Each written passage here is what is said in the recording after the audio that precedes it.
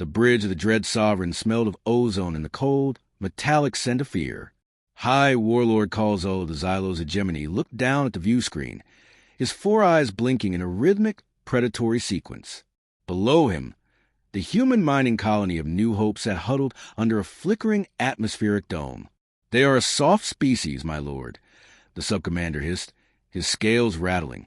"Thin skin, brittle bones, and a lifespan that barely spans a single orbital cycle of their home star. They will break." Kahl-Zul didn't respond. He had conquered 12 systems in this nebula, and every species had reacted the same way.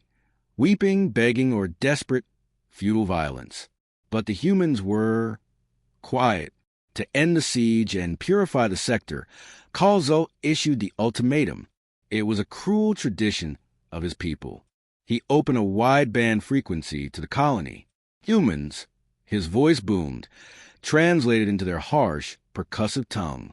"Your defense is a shadow, but I am a connoisseur of courage.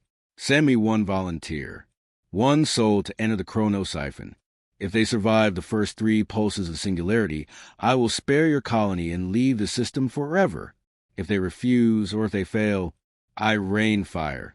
The Chronos-Siphon was a death sentence. It was a localized gravitational anomaly used for shipbreaking. Anything caught inside was stretched, crushed, and frozen in time simultaneously. No biological entity had ever survived more than 10 seconds. The Warlord waited for the screams. He waited for the pleas for mercy. Instead, a small transport shuttle detached from the colony. It wasn't a military craft. It was a battered, yellow-painted civilian skiff. "Is this their champion?" Kahl-Zul sneered. The docking bay doors hissed open. Out stepped a human. He wasn't wearing power armor. He was wearing a faded nylon jumpsuit with patches that said Adrenaline Junkies Local 402 and a pair of tinted goggles pushed up on his forehead. He was carrying a small, rectangular pack on his back. The human, identified by the ship's sensors as Miller, looked around the terrifying, obsidian-clad halls of the Warlord's ship as if he were a tourist at a museum. "You understand the terms?" Kahl-Zul growled, his massive shadow towering over the human. "You are volunteering for certain, agonizing dissolution. Your atoms will be shredded. Your scream will be the last thing your people hear." Miller looked up at the Warlord, squinting against the harsh red lights. He didn't tremble. He didn't pray. He reached into a pocket, pulled out a small stick of flavor gum, and started chewing. Yeah, singularity, shredding, eternal darkness. "I got it," Miller said, his voice casual, almost bored. He looked over at the siphon, a swirling vortex of purple and black energy humming in the center of the bay. "Quick question, though. Does that thing have a high G-core? Because the guys back home said this was a grade 5 anomaly, but it looks a bit sluggish." Kahl-Zul froze. The translators must be malfunctioning. "Sluggish? It is the end of all things, little ape." Miller shrugged, tightening the straps on his backpack. "Cool. Just making sure I get my money's worth. I've been saving my vacation days for something like this. Whenever you're ready, big guy, let's see what this death trap can actually do." Kahl-Zul watched the human walk toward the edge of the abyss. He didn't see a martyr. He didn't see a hero. He saw something far more terrifying. A man who looked like he was about to have the time of his life. High Warlord Kahl-Zul sat in the observation theater, flanked by his chief exobiologist, Vern, and a dozen high-ranking officers. On the other side of the reinforced transparent steel, Miller stood on the precipice of the siphon's containment field. The air was thick with the hum of the singularity, a sound that usually caused lesser species to collapse in a state of primal, lizard brain paralysis. "Status," Kahl-Zul commanded.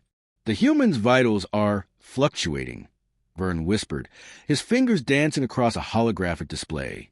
"We have tapped into his biometric sensors via his suit's comlink. My lord, this makes no sense." On the massive screen, a graph of Miller's heart rate appeared. It wasn't flatlining from fear. It was spiking. "Is he dying of terror already?" the sub-commander asked with a cruel chuckle.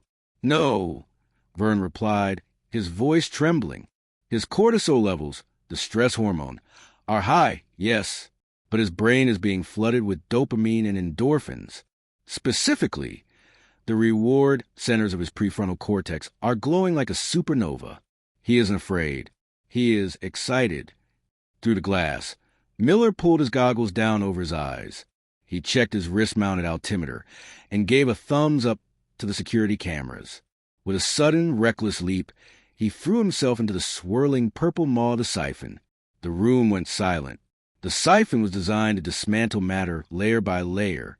The first pulse of gravity hit Miller, and the sheer force should have snapped his spine like a dry twig.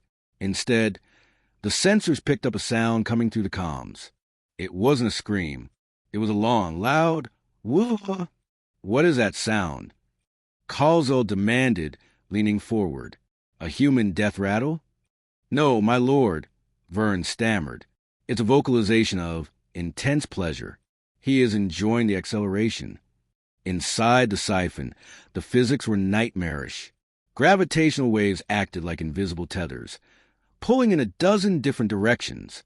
Most aliens would have fought against it, tearing their own muscles apart in the struggle. But Miller was doing something impossible. He was maneuvering. He tucked his arms tight to his body, spinning like a drill, using the very force of the singularity to slingshot himself around the event horizon. He was using the most dangerous force in the known galaxy as a personal playground. He is surfing the gravity shear. The sub-commander gasped, his scales turning a pale shade of gray. Nobody surfs a shipbreaker. It's like trying to dance inside a meat grinder. Vitals check. Kahl-Zul barked. His heart rate is at 200 beats per minute, Vern reported. By all laws of biology, his heart should have exploded, but his body is adapting. His pupils are dilated. His focus is razor-sharp. He is processing the spatial data of the anomaly faster than our own tactical computers. On the screen, Miller's face was visible through his goggles. He wasn't praying for his life. He was grinning, a wide, toothy, manic human smile. He reached out a hand, grazing the edge of a high-density energy stream that would have vaporized a Xylos warrior. He pulled back just in time, laughing as the static electricity made his hair stand up inside his helmet. He's not just surviving, Kahl-Zul whispered, a cold pit forming in his stomach. He's criticizing the anomaly. Check the audio, Vern shouted. The speakers crackled to life. Miller's voice came through, distorted by the temporal distortion, but unmistakable. Is that all you got, Sparky? I've felt more kick from a backyard centrifuge. Push the throttle to the second pulse. Let's see some real speed. Kahl-Zul looked at his officers. For the first time in the history of the hegemony, the predators felt like the prey. They were looking at a creature that didn't just ignore death. It insulted it. He called our most sacred weapon Sparky, the sub-commander muttered, his voice hollow. My lord, what kind of monsters have we provoked? Kahl-Zul didn't give the order to increase the power. The siphon's automated systems did it for him. Sensing a foreign object surviving the first phase, the machine groaned, its massive rings spinning faster until they were a blur of obsidian and light. Second pulse initiated. Vern announced. The gravitational pull has just tripled. The pressure inside the chamber is now equivalent to the crushing depths of a gas giant's core. Even a starship's hull would begin to buckle. On the monitor, the purple vortex turned a violent, bruised crimson. Miller was no longer just spinning. He was being tossed like a leaf in a hurricane. But he wasn't flailing. Every time a gravitational wave threatened to slam him into the containment walls, he kicked off the air, or rather, the solidified pockets of compressed space, with the precision of an Olympic gymnast. Look at his hands, an officer shouted, pointing at the screen. Miller had reached into the small pack on his back. He pulled out a pair of collapsible wings, small carbon fiber foils that looked like toys compared to massive machinery around him. He snapped them into place on his arms. Is he trying to fly inside a singularity? Kahl-Zul asked, his voice low with a mix of horror and fascination. He's not just flying, my lord, Vern whispered, his eyes glued to the data. He's using the slingshot effect. He's catching the inward pull of gravity and using his own body mass to create a counterorbit. He's performing an aerobatic routine. Miller dived. He spiraled toward the very center of the vortex, the point of no return, only to snap his wings open at the last microsecond. The force of the turn was so violent that the viewing glass in the observation deck vibrated. Miller shot upward, trailing awake a distorted light behind him. The audio feed picked up a rhythmic thumping. Miller was drumming his fingers on his thighs to the beat of some internal music, his body vibrating with the sheer adrenaline of the ride. "My lord, we have a problem," Vern said, his voice rising in panic. "The human's proximity to the core is causing a feedback loop. His movements are disrupting the siphon's calibration. He's treating our execution chamber like what was the term in their database? A half-pipe? He is insulting the laws of physics," the sub-commander hissed. "This is not courage. This is biological blasphemy. How is a skeleton not powder?" Human bones are reinforced by calcium phosphate structures that can withstand incredible tension when the muscles are properly braced, Vern explained, though he looked like he didn't believe his own words. But more than that, it's his brain. He isn't fighting the siphon. He's playing with it. He's predicting the fluctuations before they happen. In the chamber, Miller did something that made the Warlord stand up. As he hit the peak of a massive gravitational surge, he released his grip on his wing foils for a second, performed a triple backflip in zero gravity, and caught them again just before the next pulse would have crushed him. He looked toward the observation window, and, despite the distortion of space-time, he winked. Then he tapped his wrist comm. "Hey, Warlord? Kahl-Zul, right?" Miller's voice was breathless, ragged with exertion, but brimming with a terrifying kind of joy. The second pulse was all right, but the kick is a little predictable. Can we crank it to the third? I've seen better turbulence on a budget flight to Vegas. Kahl-Zul felt a bead of cold sweat slide down his neck. The third pulse was a dissolution phase. It was designed to unmake the very bonds of atoms. "He's asking for more," Kahl-Zul whispered. "The human is bored by our ultimate execution." The siphon powered down, its crimson glow fading to a menacing hum. Miller, slightly singed and grinning like a lunatic, was retrieved by a squad of automated drones. His jumpsuit was torn in places, revealing patches of red skin, but he seemed otherwise unharmed. He stretched his limbs, popped his neck, and asked if there was a snack bar on board. Kahl-Zul then returned Miller to the holding cells. He had him brought to a secure interrogation chamber, devoid of all technology save a single, unadorned table and 2 chairs. He also ordered the retrieval of 3 human survivors from New Hope, a grizzled miner, a young xenobotanist, and a stoic engineer.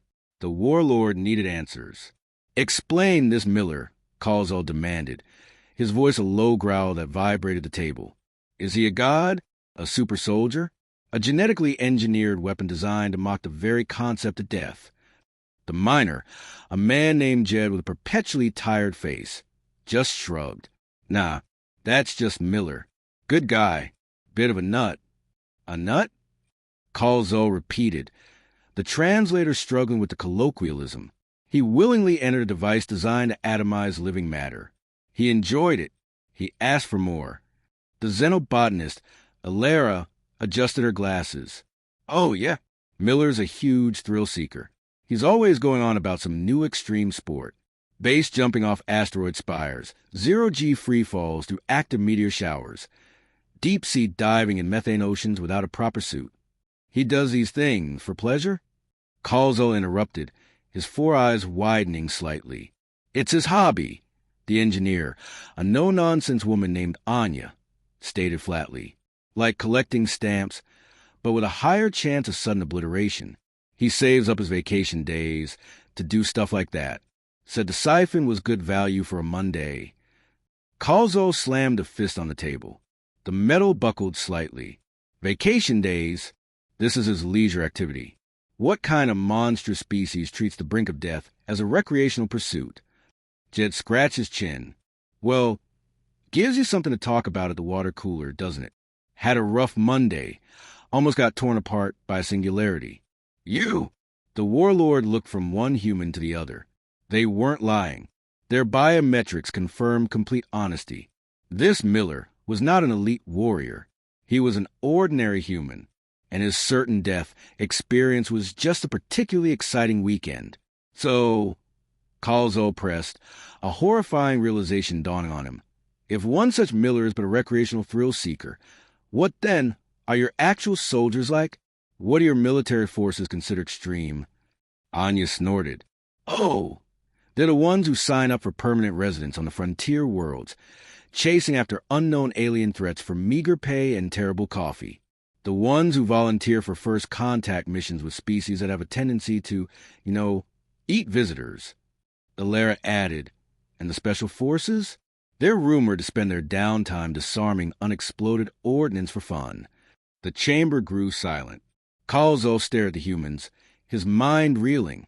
He had calculated their military strength, their technological capabilities, their strategic weaknesses.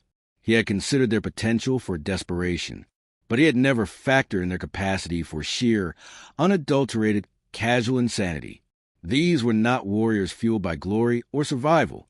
These were beings who found certain death to be a mildly amusing way to spend a Tuesday. The Warlord felt a cold dread settle in his multi-chamber heart. His hegemony specialized in breaking the will of species. But how could you break the will of a species that had no regard for its own mortality? He looked at the three ordinary humans. They weren't defiant.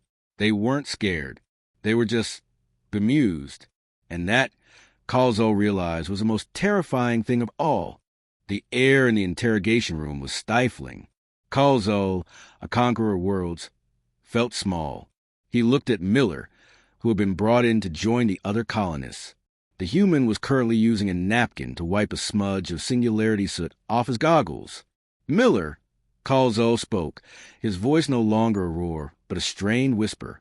You have survived the Siphon. By the laws of the hegemony, your colony is spared. My fleet will depart. But answer me this. Why? Why risk the only life you have for a thrill? Is your existence so meaningless? Miller stopped polishing his goggles. He looked at the Warlord, and for the first time, the manic energy faded, replaced by something uncharacteristically profound. Meaningless? No, man. It's the opposite, Miller said, leaning back. Most species in the galaxy seem to spend their whole lives building walls, hiding from the dark, trying to live forever by staying still. But humans, we know we're just flickering candles. We only get 70, maybe 80 years if we're lucky. If you spend all that time being safe, you're already dead. You just haven't stopped breathing yet. He stood up, stretching his sore muscles with a wince. The Siphon, that was the first time in years I felt like I was actually there. Every atom of me was screaming that I was alive. You call it certain death. I call it the only way to feel certain about living. Kahl-Zul processed this. To the hegemony, life was a resource to be hoarded and expanded. To the humans, life was a currency meant to be spent. And a request? Kahl-Zul asked, remembering the human's earlier comment. You said you wanted something? Miller's eyes lit up again. Oh, yeah. So, the way the third pulse interacts with the Higgs field in that chamber, it creates this localized gravity pocket that acts like a perfect vacuum seal. Do you think I could get a digital copy of the sensor logs? My buddies back at the Skydive Club are never going to believe the terminal velocity I hit. Also, if you're ever decommissioning this ship, I've got a couple guys who would pay a lot of credits to turn that Siphon into a theme park attraction. The sub-commander made a choking sound. A theme park? You want to turn our most feared execution device into a game. Imagine the gift shop potential. Miller grinned. Kahl-Zul stood up. He didn't look at Miller. He looked at the star charts on the wall, the maps of human space. For centuries, the Xylos Hegemony had expanded because they were the most dangerous thing in the dark. But they weren't. They were just the most serious. Sub-commander, Kahl-Zul barked.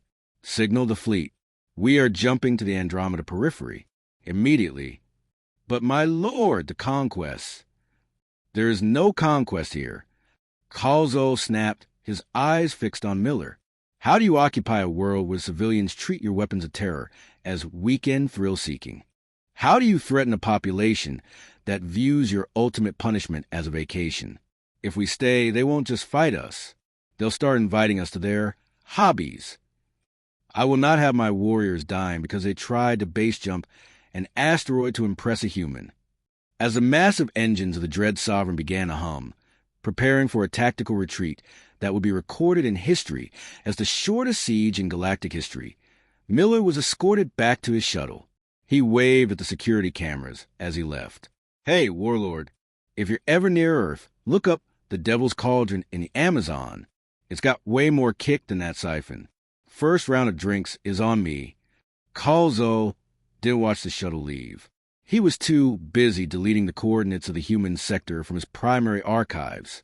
Some things in the universe were better left unknown, and a human with free time was at the very top of that list. On the ground, the colonists watched the great black ships vanish into warp. They turned to Miller, who was already checking his gear for his next jump. "You really told him the siphon was sluggish?" Jed asked, shaking his head. "A bit," Miller laughed, snapping his goggles back on. "But hey, it beats a Monday at the office.